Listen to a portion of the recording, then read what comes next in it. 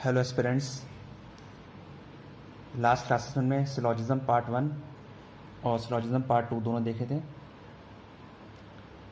I hope आप लोगों को समझ में आया होगा। आज क्लासेस में हम कुछ इम्पोर्टेंट कॉन्सेप्ट डिस्कस करेंगे। पहला रूल हमारा होगा ओनली ए इज़ बी। ये स्टेटमेंट एग्ज़ाम में आती है, only A is B, only A is B. ये हमारी स्टेटमेंट एग्ज़ाम में आती है, ओनली ए इज़ बी। ठीक है। कई बार लोगों को कन्फ्यूजन हो जाता है इसको बनाने में, तो हमको सीधी सी एक बेसिक चीज़ याद रखनी है कि ओनली ए इज़ बी में हमें करना क्या है। हम ऑल ए इज़ बी बनाते हैं, उसका जस्ट रिवर्स बनाना है। कैसे बनाना है देखो, ओनली ए इज़ बी होगा तो ये नॉर्मल से क्या होगा, रिवर्स करना पड़ेगा। हमें क्या करना पड़ेगा, रिवर्स।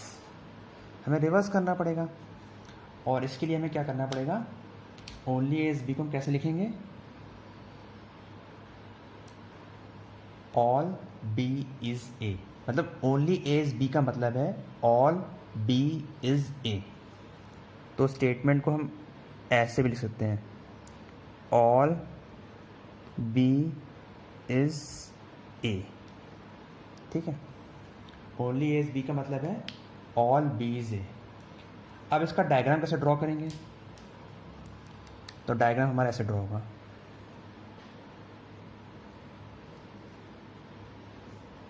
ये हमारा हो गया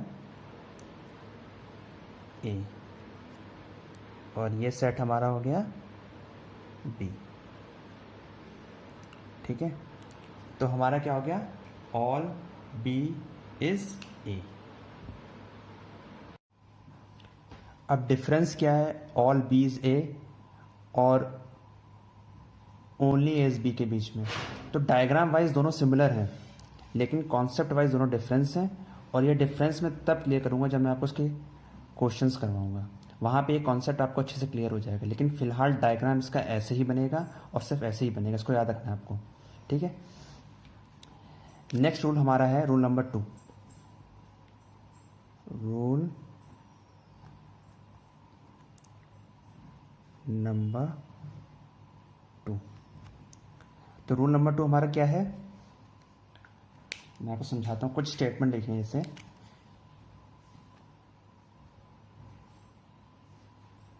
ऑल ए इज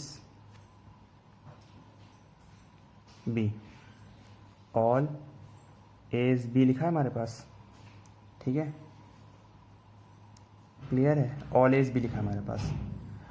और लिख दिया गया है every A is B, every A is B, all A is B. ठीक है, दो स्टेटमेंट लिखी हुई हैं। और तीसरा लिख दिया 100% ए आर बी। ठीक है। तो इसका मतलब क्या हुआ, इसका मतलब सबका मतलब एक ही है, ऑल ए आर बी, मतलब सभी ए बी हैं। तो चाहे एवरी लिखा हो, चाहे 100 लिखा हो, चाहे ऑल लिखा हो, हमेशा मतलब ऑल ए आर बी होता है। तो ये हमारा क्या है, रूल नंबर 2। सिंपल है। और सबका डायग्राम कैसे बनेगा, ऑल ए आर बी का डायग्राम ऐसा कैसे बनता है, all A are B, diagram हमारा ऐसे बनता है। तो ये कॉन्सेप्ट क्लियर हुआ होगा। अब देखेंगे अपना रूल नंबर 3। रूल नंबर 3 में हम क्या करेंगे, कुछ स्टेटमेंट लिखेंगे। जैसे कि पहली स्टेटमेंट हमने ली, फर्स्ट वन, सम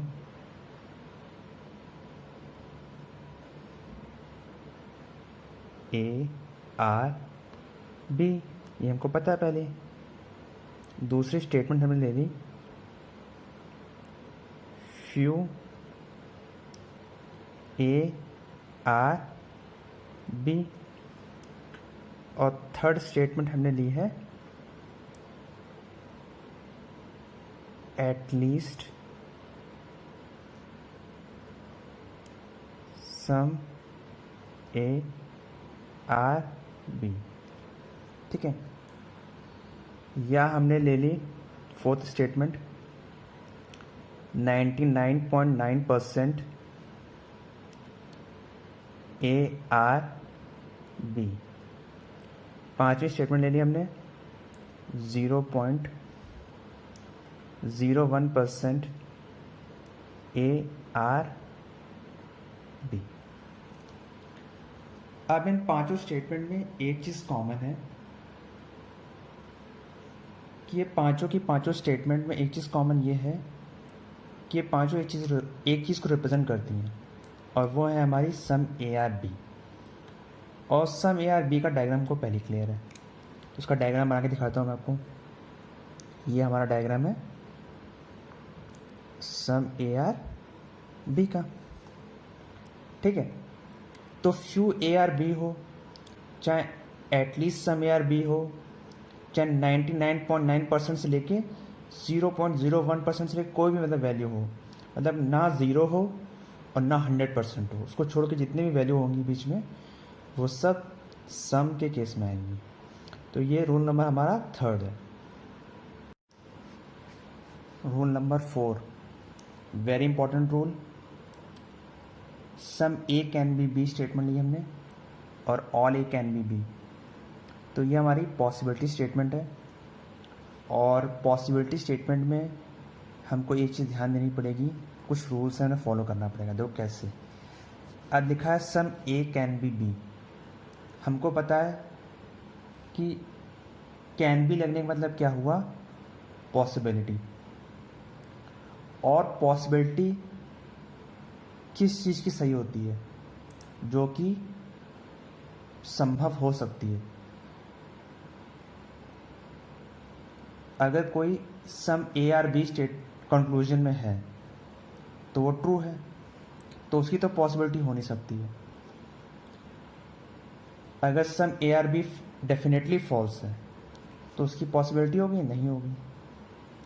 इसलिए some A can be B तभी ट्रू होगा जब ये कांट से होगा। कैसे? अगर मान लो कंक्लूजन में पूछा गया है कहीं पे सम बुक आर टेबल, ये पूछा गया है। ठीक है, और ये एग्ज़ाम में हुआ कांट से। ठीक है, ये एग्ज़ाम में हुआ कांट से। और दूसरी स्टेटमेंट बोली गई सम नोट्स आर शेयर्स, लेकिन ये हो गई हमारी ट्रू, ये स्टेटमेंट ट्रू है हमारी। ठीक है, तो सम बुक आर टेबल का जो पॉसिबिलिटी केस क्या बनेगा, क्या पॉसिबिलिटी केस क्या हो सकता है, इससे बना some book can be table पूछा गया, तो ये क्या हो जाएगा हमारा, ये हमारा पहले कांट से था तो ये हमारा ट्रू हो जाएगा। लेकिन सम नोट्स आर शेयर का मान लो पूछा गया,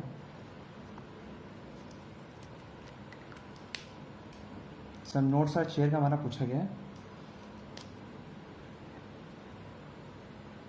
सम नोट्स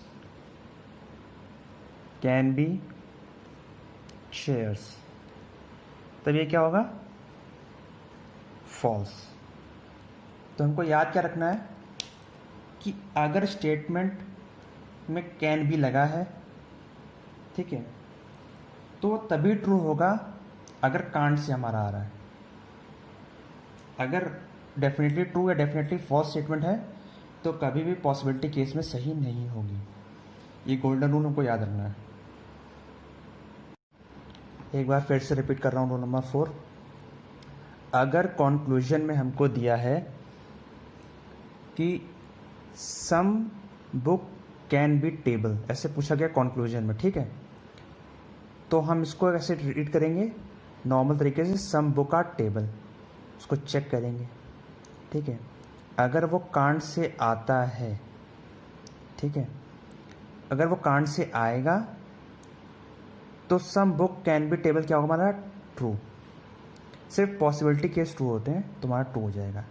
लेकिन जैसे एग्जांपल लिया, some notes are chair, some notes are chair, और ये हमारा ट्रू आ रहा है, मतलब हमें कॉन्क्लूजन में पूछा गया है some notes can be chair, तो हम चेक करेंगे सम नोट्स आर चेयर को, ठीक है। ये अगर ट्रू हो जाएगा तो some notes can be chair हमारा क्या हो जाएगा, फॉल्स।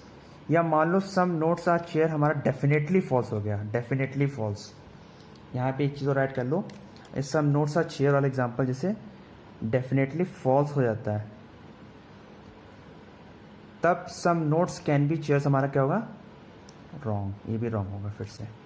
तो सिर्फ एक ही याद रखनी है कि अगर एग्जाम में some books can be table ऐसे पूछा गया है तो सम, उसको देखेंगे हम सम बुक्स आर टेबल, अगर वो कांड से है तो हम some books can be table को ट्रू कर देंगे। अब लास्ट रूल देखेंगे, रूल नंबर 5।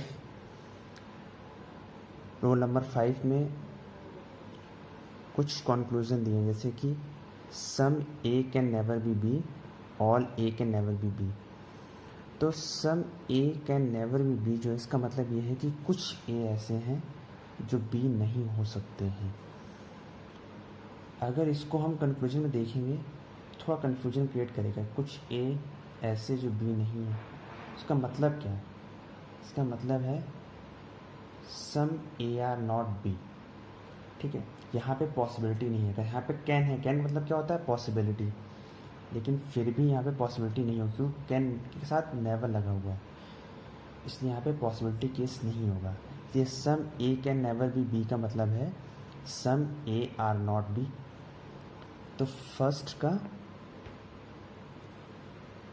अगर एग्ज़ाम में कंक्लूजन में दिखे some A can never be B, तो इसका मतलब है some A are not B.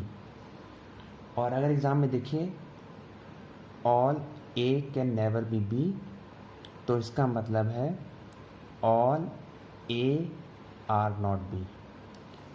तो ये हो गया बहुत सिंपल, अब इसमें कंफ्यूजन नहीं होना चाहिए। तो क्लास आज हम लोगों ने कुछ इम्पोर्टेंट रूल्स देखे सिलॉक्स के। सिलॉक्स के टोटल 3 क्लासेस हो चुकी हैं, सारे बेसिक कॉन्सेप्ट पूरे कवर हो चुके हैं। अब हम नेक्स्ट क्लास में नया टॉपिक स्टार्ट करेंगे रीजनिंग का, और आने वाली फर्दर क्लासेस में हम सिलॉक्स से क्वेश्चन भी करेंगे, वहाँ पे कुछ न्यू पैटर्न बेस्ड क्वेश्चन भी बताऊँगा। अगर आपको आज का सेशन पसंद आया हो तो please do like, subscribe, share. Thank you.